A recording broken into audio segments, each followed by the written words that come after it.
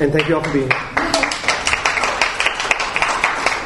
So, I know a little bit about what you guys have been doing, and I hope that what I put together is relevant, and you can throw stuff at me if I'm like way off track, or just ask a question. Either way, throwing things is also fun.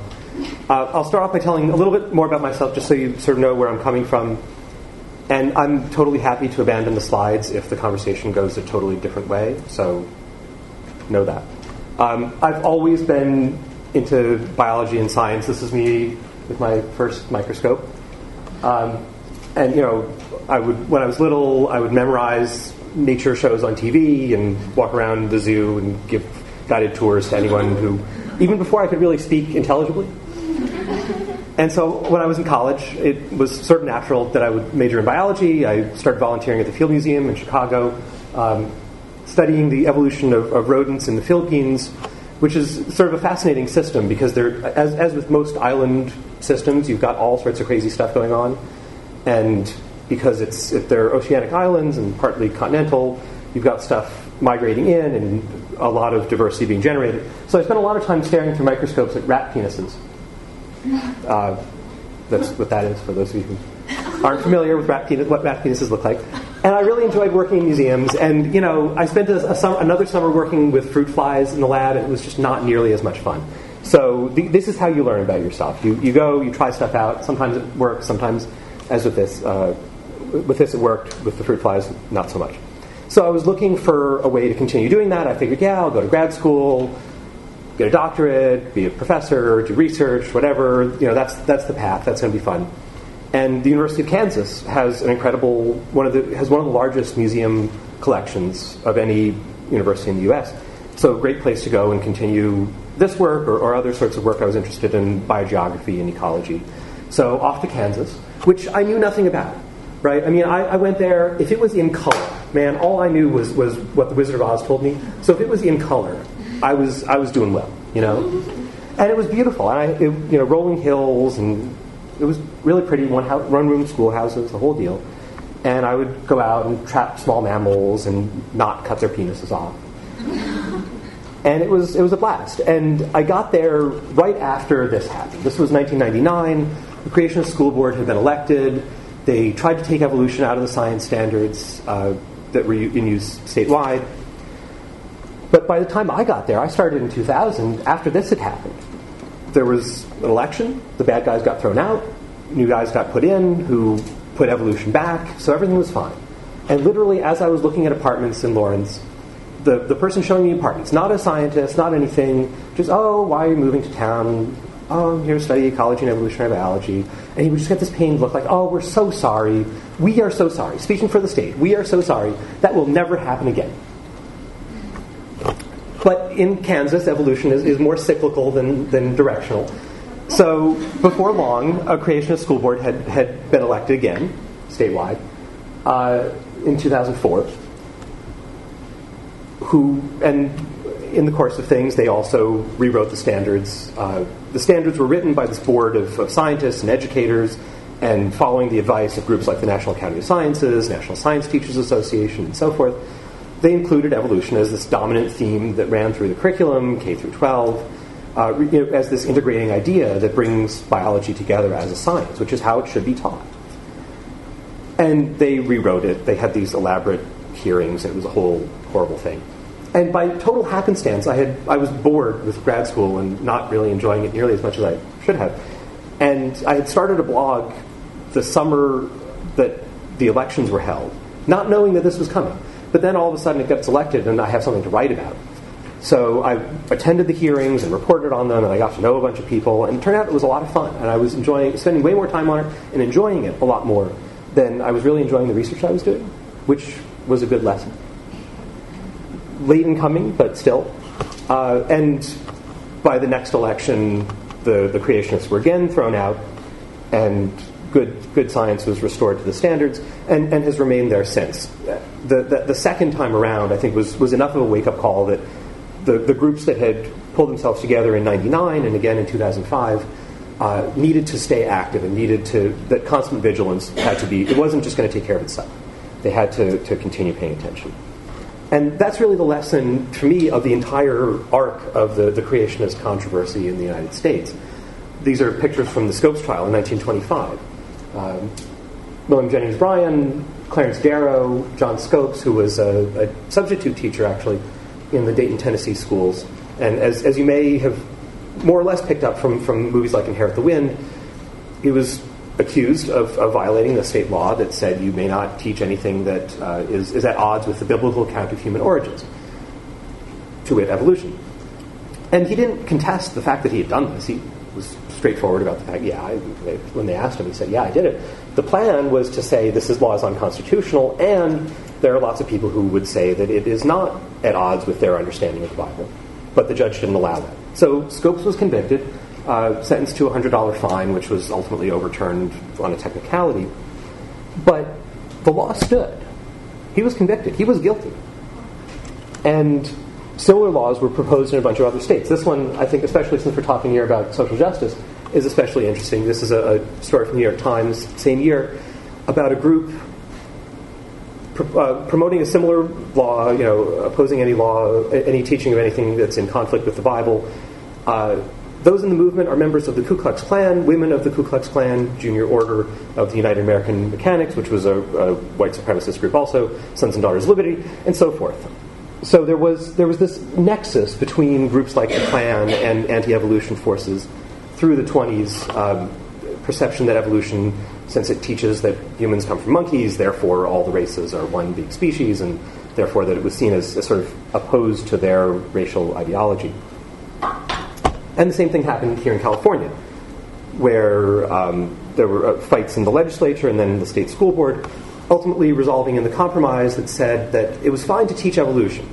The state superintendent of public schools in 1925 said, fine to teach evolution as long as it's taught as a theory and not as a fact, whatever that distinction might mean. It was never clear because the word theory is used fairly differently in the sciences, as you know, than it is on, say, the X-Files, where anyone can have a conspiracy theory about how the aliens from Roswell shot JFK.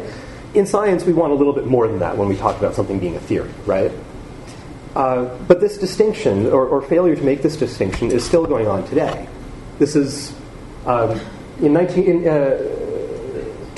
summers ago, in the Miss USA pageant, the contestants were asked before the stage show, just sat in front of a camera and asked, should evolution be taught in school? And something like 37 of the 51, the 50 states plus DC, their answers somehow called for balance between the two. And many of them, as here from Miss Washington, talk about it as, well, science is great, and I think facts should be stated. And but as far as when it comes to little theories and whatnot, I probably want to stay away from those. I believe in the truth and the truth only, not someone's imagination or hope or whatnot. So that's what a theory means to her, right? And when she hears evolution, that's what she's thinking. And I bring this up, and similar comments from Miss Virginia. Little bits and pieces should be taught, because it's a theory, and after all, we need to know about the different theories before we can figure out what we want to believe is true, right? That theories are unrelated to some sort of empirical truth. It's just what we believe, right? This is the legacy of the Scopes trial in a lot of ways. That 90 years on, almost, the same William Jennings Bryan was talking about, I want evolution to be taught as a theory, not as a fact. 90 years ago, and that rhetoric is still here. And the movement that he helped build in the 1920s is still with us in a lot of ways. Comments like this, that evolution should be taught. We have creationism and a lot of other ideas and opinions that are taught. I think everybody should be able to have their opinion taught. However, I think it's the parents and the family who should be there for the children to guide them. That was William Jennings Bryan's argument. He said the voters should decide. The voters pay their taxes, they vote for the school board, they should decide what's taught in schools. This was his argument. And there's an appeal to that, but the voters don't necessarily know what good science is. And the job of a science teacher is to teach good science, right? There's that, but they're also responsible to their community. So there's this interesting tension. Some of the contestants, I should say, including Miss California, who lives in San Mateo and is originally from New Jersey, where I grew up, answered very well, as did the representative from New Mexico. Should be taught in school because it's based off science. Science is a huge thing that we need to continue to enrich our schools with. I'm not saying that it's the most eloquent statement ever, but it's right. as with Miss Vermont, that it should be taught in schools because not everyone has the same religious background, and it's important to have scientific facts about the world. And we do know that evolution exists, even on a small scale, so we might as well learn about it. These are not necessarily ringing endorsements, but there's at least an understanding there. But through all of this, even in the good answers, behind it there is this understanding of evolution and something. There are these two ideas out there that they're balancing. And that idea is deeply rooted in the American mind. This is survey data from Gallup, where for the last 30 years they've been asking the same question. I defy you to find another topic in American politics where that you can find 30 years of polling for that is that flat, that changes so little over time. They give people three options. Which of these is closest to your belief? That God created man in his present form less than 10,000 years ago, that humans developed over time with God guiding the process, over millions of years with God guiding the process, or that man developed over time and God had no part. There's a problem with this question, it should be said, which is that it frames evolution as, it's asking about evolution, it's asking about the age of the earth, it's asking about people's view on God, it's all this stuff mixed up. So it's hard to pick out necessarily what all of this means. And I'll show you some other survey data later that that shows that matters a lot, that how you frame it is important. There's more detailed information that we can get from a survey that Michael Berkman and Eric Plutzer and their grad students, these are political scientists at Penn State, did a survey of 900 high school biology teachers across the country in 2009. And they found that 1 in 8 of those teachers spent at least an hour advocating for creation. Another 8 spent at least an hour talking about creationism, but not necessarily to advocate for it. And some of that could be totally responsible. A student raises a hand and says, so I've heard about this creationism thing, what's the deal there? And the teacher says, well, it's not science, and we're not going to spend time on it in class, but let's have a conversation and clear the air and then move on. There are ways I'm not trying to say that no one should ever talk about it, but the fact that in a quarter of classrooms at least an hour is spent talking about creationism is not necessarily a good thing for the state of science education. 1 in 6 of those teachers in their survey said, basically endorsed the Gallup position, the less than 10,000 years humans were created in their present form. And 3 in 5, 60% more or less, de-emphasize or denigrate the teaching of evolution in their classrooms. So they asked a range of questions, including basically asking the teachers to endorse a summary of the National Academy of Sciences position on teaching evolution, that it should be a central organizing principle in the classroom. So about a quarter of the teachers endorsed that. About 15%, 12 to 15% teach creationism, don't teach evolution. And that leaves this middle group who are sort of in the wind. They're not doing everything that they could be doing, but they're not totally ignoring evolution. They're scared of it. And there's a reason for that. As you see, there's this public perception that the people, their neighbors, the parents of their kids, see evolution as something that's in tension with their religious views, with all sorts of cultural issues, which leaves us as a society with this tension of how do we teach science and make ourselves competitive in a scientific world where especially the 21st century is going to be the century of biology and already is. How do we do that without teaching science in science class, right?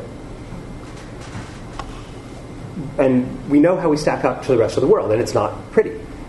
A survey of 35 industrialized nations, this is published in 2006 in Science, the United States came in 34th out of 35, ahead of Turkey in terms of acceptance of evolution, but behind scientific powerhouses like Croatia and Latvia and Cyprus, not where you would want us to be. And we're exporting creationism elsewhere. This is from Nature, a story about an effort where they were trying to remove examples of evolution from national curriculum in South Korea. Fortunately, they backed down from that, but it was basically borrowing arguments from American creationist groups and turning them around and trying to make this and trying to use it to change what was in textbooks, what was allowed to be taught in South Korea. So it's a global problem, but it's an American. We created it. We're exporting it. We don't have a lot of exports, but this one seems to be doing well. what I want to argue is that science denial is wrong. Just empirically, the whole point of science denial is that you're saying wrong things about science. That it's harmful, that it hurts kids, it hurts our communities, but it's not something that's irrational. There's a logic to it. There's a reason why people deny the sciences that they deny. And we're not just talking about evolution here. You can say the same things about climate change, vaccines. This comes up around issues like GMOs and nuclear energy as well, and on a whole range of other topics that certainly can impact the science classroom. But there's an internal logic to it, that if you, from within the worldview, it makes complete sense. There's a reason why people get there, and it's not something that they're denying science, but they're trying to take a cultural worldview and give it the mantle of science because someone who is buying into a science denial of some sort values science, right? They're trying to make it what they believe look like science because science is so important to them. It's not an attack on science in that sense, although it certainly is in some senses that we can talk about. And that ultimately there's this idea that it's about science, that if we can refute the false claims about science, that we defeat it. But ultimately it's driven by these issues of personal identity and real and valid concerns that have to be addressed in order to get to the false scientific claims. And we often talk at NCSE about the three pillars of science denial. And these are things that we see consistently anywhere from the tobacco companies' campaigns to cover up the effect of tobacco on cancer, through evolution, climate change, a host of other science denials. The same basic structure of the argument, the same rhetoric comes up. First, obviously, to attack the science. It would not be a science denial if you were not attacking the science, right? But it's not about the science. So attacking the consequence of the science in some way, and I'll show you some examples of this, is really the center of what science denial is about. And realizing that the first pillar is almost peripheral to that central core. And then the demand for equal time, a demand for fairness, that all sides should be heard, regardless perhaps of their scientific merit. So, for instance, I don't know how many of you have seen this video. It's a classic. I live in a sheltered world where everyone has seen the Ray Comfort video. So this is, for introduction, this is Ray Comfort. In a minute, you'll also see Kirk Cameron, who some of you may be familiar with, although he's an actor of a previous generation. These days, he really only does evangelical weird stuff like this. But it was Family Ties, I think, was the show that he really made it big on. But at some point, he became an evangelical, so he does this weird TV show with this guy Ray Comfort, who's from New Zealand and prominent evangelical preacher within some circles. And he would like to introduce you to. Behold, the atheist's nightmare. Now, if you study a well-made banana, you'll find on the far side there are 3 ridges. On the close side, 2 ridges. If you get your hand ready to grip a banana, you'll find on the far side there are 3 grooves, on the close side 2 grooves. The banana and the hand are perfectly made one for the other. You'll find the maker of the banana, Almighty God, has made it with a non-slip surface. It has outward indicators of inward contents: green, too early; yellow, just right; black, too late. Now, if you go to the top of the banana, you'll find, as with the soda can makers, they placed a tab at the top, so God has placed a tab at the top. When you pull the tab, the contents don't squirt in your face. You'll find the wrapper, which is biodegradable, has perforations. Notice how gracefully it sits over the human hand. Notice it has a point at the top for ease of entry, it's just the right shape for the human mouth. It's chewy, easy to digest, and it's even curved toward the face to make the whole process so much easier. Seriously, Kurt, the whole of creation testifies to the genius of God's creative hand. Yeah. So, the first pillar, right? Evolution is wrong. Look, the banana. And you get similar things that this is... from a slide that's distributed along with the creationist textbook from a group called the Discovery Institute that promotes intelligent design creationism, where they want to argue that, look at how similar the mole and the mole cricket are. How can evolution explain this? Which, as a biologist, I think is a pretty silly argument. But if I say this to just a random person on the street, they're going to be like, oh, that's an interesting point. I hadn't really thought about that. Because convergence is not something that just sort of is out there for everybody to understand. And not everybody knows that a mole cricket is a tiny fraction of the size of a mole, and so forth. So these can be sort of insidious arguments because they play on people's misconceptions about how evolution works, or simple lack of information. And so they can sound really appealing, and you get this with climate change as well. Well, it was a really cold winter, so therefore climate change isn't happening, right? It's snowy, so... But that's not none of this is like the reason that you have a 90-year-long movement. The banana does not justify a 90-year-long assault on evolution in public schools, right? That's not what it's about, that the banana fits perfectly in your hand. No.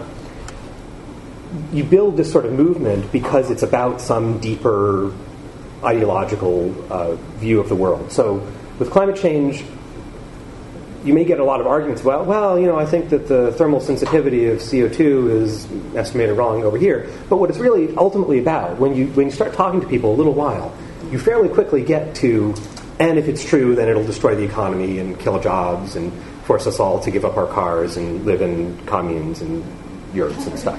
So, that's sort of what drives it. That's what brings the movement together. The empirical claims, the scientific claims are sort of the facade that gives that make it a pseudoscience, that make it look like science when it's actually something much else.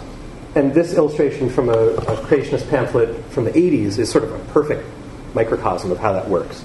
Here you've got at the bottom the soil of unbelief, the tree of biological evolution, soaking up sin from that soil and producing the fruits of philosophical evolution. Things like mom-child lib, hard rock, genetic engineering, alcohol, terrorism, homosexuality, horrors. And so this is what it's about. It's about fighting all that stuff up at the top. And if within that worldview, if this is how you believe that the world works, it makes perfect sense that you would go after evolution. Because if you chop down the trunk, you destroy all of those fruits, all of that bad stuff in society, everything that's wrong with the world, everything that has gone wrong around you. Your kids don't respect you.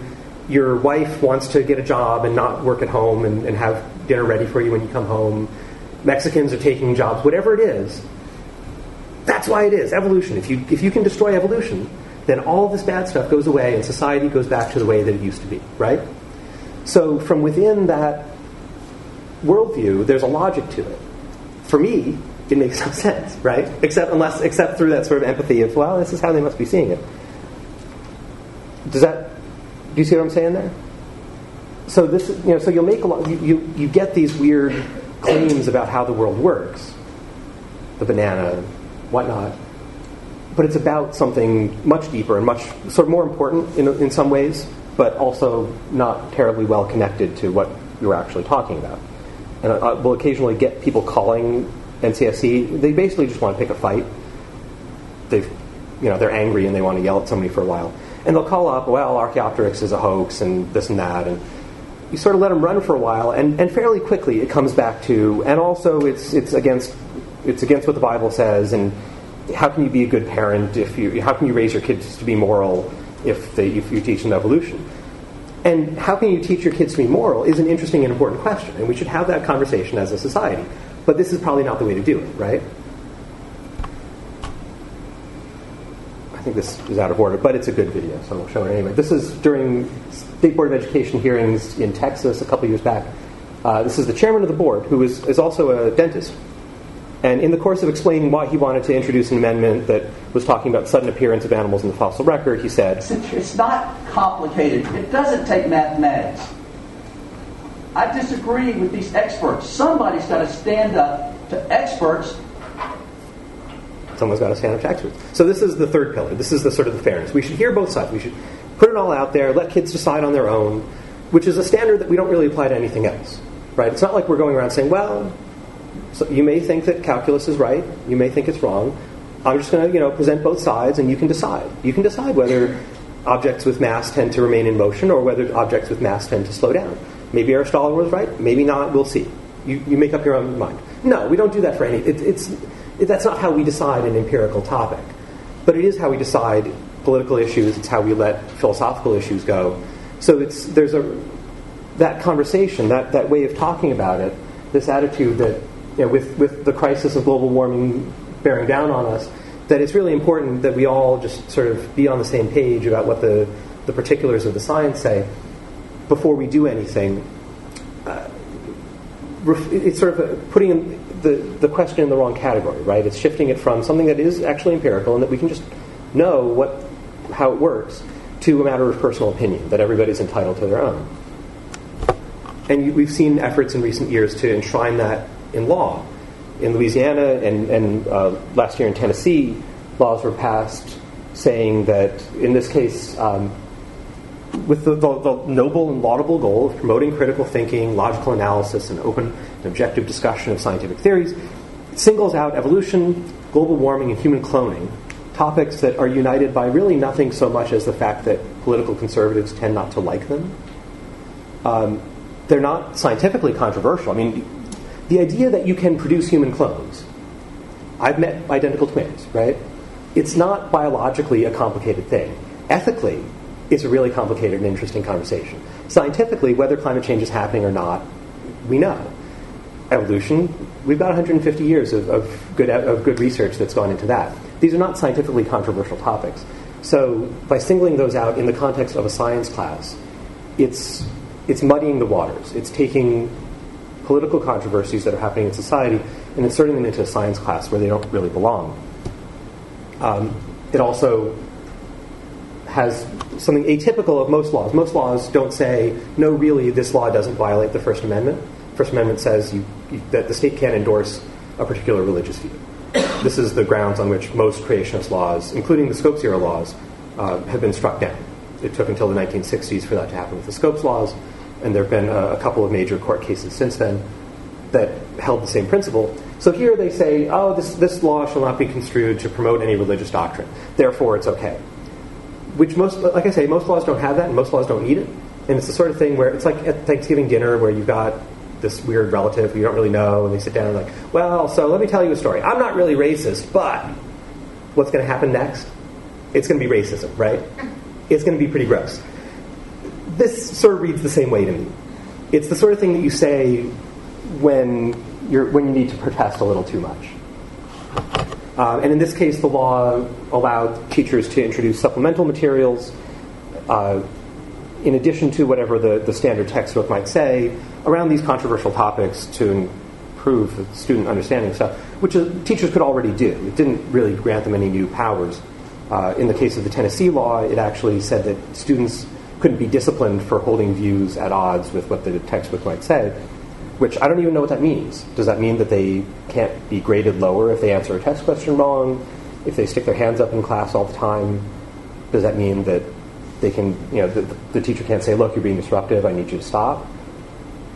I don't know. So it opens up all sorts of weird things, and it's only in the science class. It's not like we only talk about critical thinking in science classes and not in English and history and math. It's not like, but, a law like this in a history class, what doors does that open up? The South won the Civil War. Pi is equal to exactly 3. Shakespeare wasn't actually Shakespeare, right? I mean, these are all perfectly legitimate conspiracy theories, but they probably don't have a place in the science classroom any more than creationism does.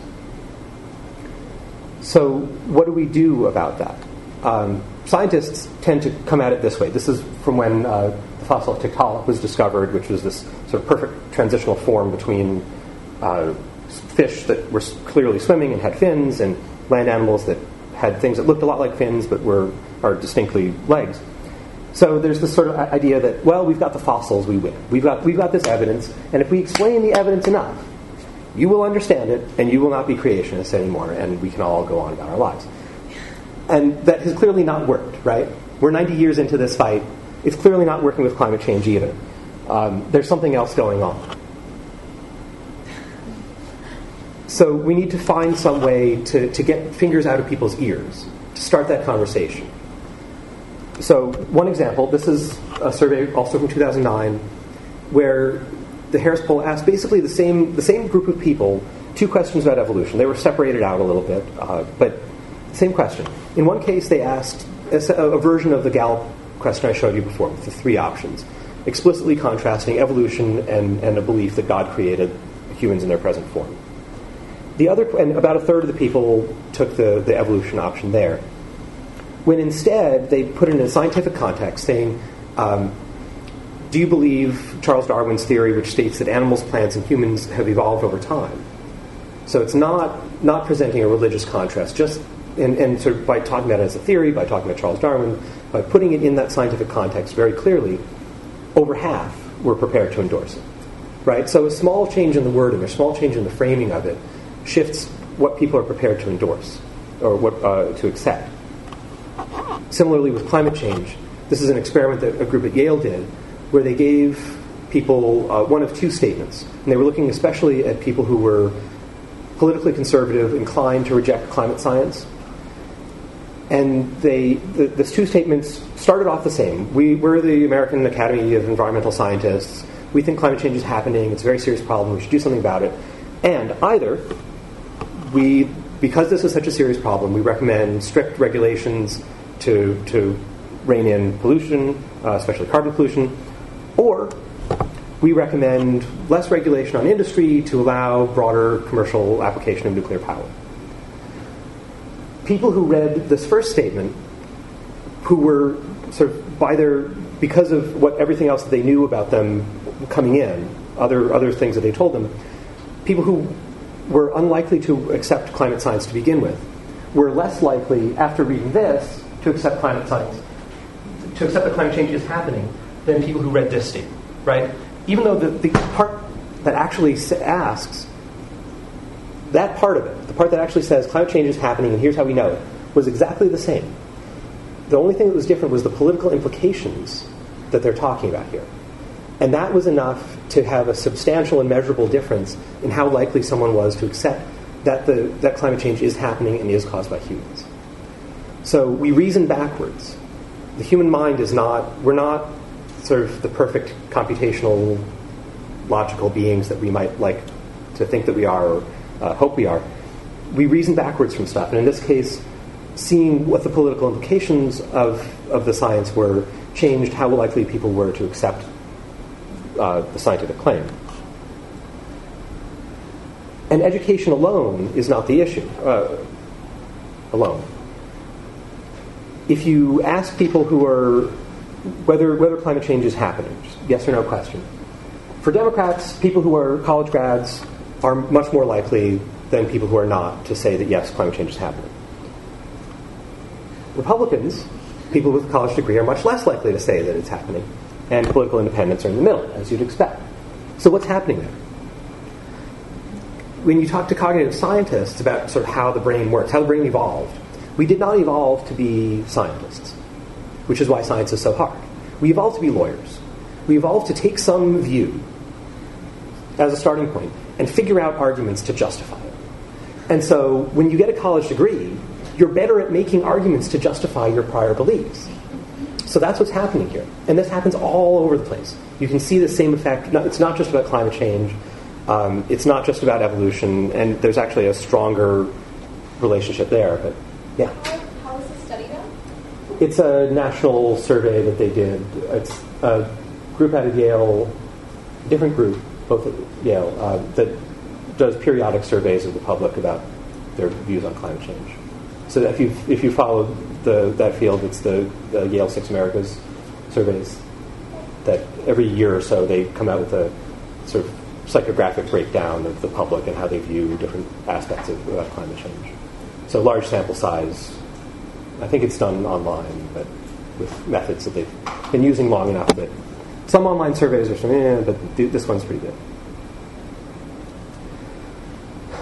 One thing that I like to suggest to people is when we talk about science, about anything, it doesn't have to be a controversial science, it doesn't have to be something that has a denial campaign against it, and it's even better if it's not. There's often this, we often teach science, and we often learn science as an encyclopedia, as an old encyclopedia, not even Wikipedia or something that works, but weird old things that don't. And that's bad, because if I give you a pile of facts, a book with a pile of facts in it, and it contradicts all of the whole pile of facts that you've been getting from your family and your friends and your church and other people who you have all sorts of reasons to respect, which of those, and they're just both piles of facts. and they seem like they're at odds. Which one are you going to put more credence in? And so, who would put more weight in the one that some random person in the classroom just gave you? And who would give more credence to the thing that you've gotten from your family, from your friends? Yeah, of course, right? So this is the challenge that we have when we're doing any sort of science communication, especially science education, especially in the classroom, but any, in museums and other sorts of outreach. If you're just giving facts, it's hard for people to judge the merits of those facts, of those factual claims, especially if they have some reason to find them counterintuitive. And lots of scientific results are counterintuitive. Much of modern physics is counterintuitive, right? So I always recommend taking it back to how science works. So think about science as a process. Where does that knowledge come from? What the results of that process are, you get to later, but how did you get there? How do we know what we know about evolution? How do we know what, not just, well, we've got all these fossils, but, Tiktaalik that I showed you before is a fascinating study, not just because if you look at the bones, it's really neat, but Neil Shubin, who found it, out of all the world, that he wanted this fossil. He wanted to find this fossil that was 325 million years old, that would connect what we knew about fish that lived in the water to animals that lived on the land, or at least were capable of walking on the land. He was looking for that specific thing. And he said, okay, to find it, I need to find rocks that are 325 million years old, that were formed in the right sorts of conditions where these sorts of critters lived, as far as we know, from what we understand about their evolution.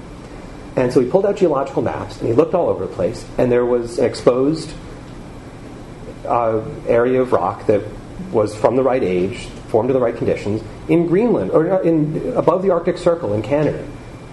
This is not where you would look for these things that were living in tropical swamps 325 million years ago if you just were throwing darts at a map, right? The incredible predictive power of evolution, that you can say, this is where I should be digging to find this specific fossil, is amazing. And if you understand that, what we learned from looking at the fossil makes a lot more sense. If you understand why he was looking there of all places, it's obvious why evolution is important to that. That's what gives you the connection. If it's just, Deus ex machina, poof, there's Tiktaalik, it could be anywhere. But because we understand something about the evolutionary process that leads to it, we knew where to look. And that's really the important part of the story there, right? Understanding, and this is from a site called understandingscience.org. It's a project run by UC Berkeley out of the Natural History Museum there. They've got a lot of great resources. They also do something called Understanding Evolution, which has a lot of great resources for teaching evolution and for talking about it to the general public. I would highly recommend both of those as resources. So, is California, I always thought when I talked to science teachers that we worked with, they don't have those kind of issues. But then just yesterday I talked to one local science teacher, and she said one of the students came into her class at the beginning of the school year, when she was asking them what they expect to learn in this class, the student actually wrote on a sheet of paper, I do not want to be taught evolution in her biology class. And here I thought in Northern California, we don't have those kind of issues like Texas or Kansas. It certainly varies. There are parts of the country, the reports that we get are pretty evenly spread, actually. But in order for someone to call us, it has to be happening, which in, New York City, it's not going to be happening. In the Bay Area, it's generally not happening. In Alabama, it's happening, but nobody minds. So for someone to call us, it has to be happening, and someone has to care enough that they want to stop it. And often when we get the call, this teacher is sending home this weird creationist material, the teacher's first defense will be, well, I've been doing this for 10 years and nobody had ever complained before, so what's the problem now? And a lot of times it doesn't come up. That's not what makes it come up either. There's some other conflict. There was a case in Arkansas where the teacher it was a middle school world history class that was starting out 6,000 years ago with Adam and Eve. And the parent was concerned about that, but was really concerned because there was the graduation ceremony from middle school, and every year the Baptist minister from town was asked to give a little convocation at the beginning of it. And she said, well, could my Methodist minister, because she lived out of town, and she went to the Methodist church down the way, could my minister do it this year, just for variety? And instead of just saying, no, sorry, the head of the PTA or whoever was in charge hit reply all, and was just like, what the fuck is this? Who do you think you are that you're, like, and just like making fun of her, and so that's what got her pissed. And then it came out that there was this creationism going on in the world history class, right? So it's often, that's not the trigger, there's some other conflict, because it's hard to come forward like that. It's hard to even contemplate a lawsuit, or the sorts of conflict even short of a lawsuit. Most of the things that we do we don't have lawyers on staff. That's not the goal. The goal is to find some satisfactory resolution. But to come forward and to be the sort of the public face of something like that, especially if you know that your community is conservative, especially if you know that other people around you are going to resent that. There was a case in Ohio where it became public because this teacher, the school district was clearing stacks of Bibles out of his classroom and taking Bible posters off the wall and all this stuff. Middle school in middle of Ohio. And he was saying, he went to the press first, and he said, this is religious discrimination. And then it turns out that this was happening because 3 months earlier, he had taken Tesla coil and burned a cross in the kid's arm. Oh my goodness. Right? Like second-degree burns from this high-voltage device that he burns into the kid's arm. And he was the head of the Fellowship of Christian Athletes in the school, and he was leading them in prayers and doing other stuff he was really not supposed to be doing. And so they fired him, and then he took it to court, and it's, I think 4 years on, the courts have still not resolved whether they were right to fire him.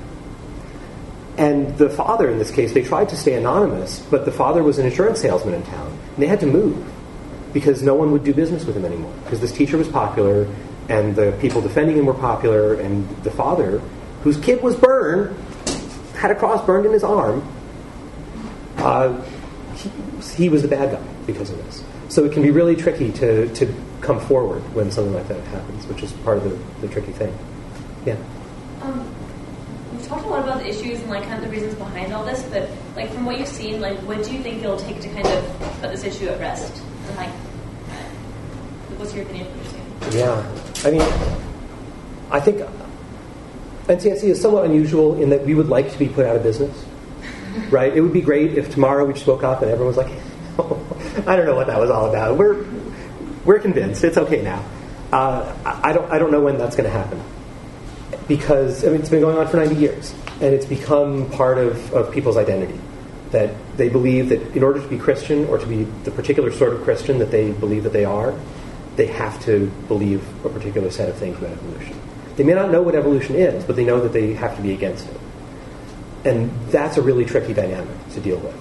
So we have a theologian on staff who does outreach to religious communities and tries to work to change some of that perception from within. We do a lot of outreach to teachers to try to get them to teach more evolution and to integrate it more thoroughly. I know you've talked about next generation science standards before, and those integrate evolution really heavily throughout. It was one of the big themes in the framework. So that's something that we work on at that end. But ultimately, teachers, one of the things, the reason that Berkman and Plutzer, the survey that I was talking about before, what they were interested in, they've done work on school board elections, because there are 17,000 school districts, each of which is its own little fiefdom, right? So how do teachers who they've got all this professional pressure coming down from above, every scientific society, we published this book, Voices for Evolution, which you can find on our website at ncsc.com/voices also. And it's just statements from scientific societies, education societies, civil liberties groups, religious groups, saying, teach evolution, right? In more words. So all of the professional advice that teachers are getting is, and all the training, if it's being done according to all of that advice, is saying, teach evolution and integrate it thoroughly into your class, bring it from early grades through, develop it as a theme. But they live in communities where there is never, in no state, according to Berkman and Plutzer's survey work, in no state does a majority of the public support teaching only evolution. Not even in Massachusetts, which was the most pro-evolution state, according to their estimates. Right? So the communities So that's where the teachers are. They're getting that pressure from there, and then from their neighbors, from the communities that they serve. So what's their ethical obligation, and how do they balance that? And so that's what they were really interested in as political scientists, is how that plays out. I just wanted the numbers. So.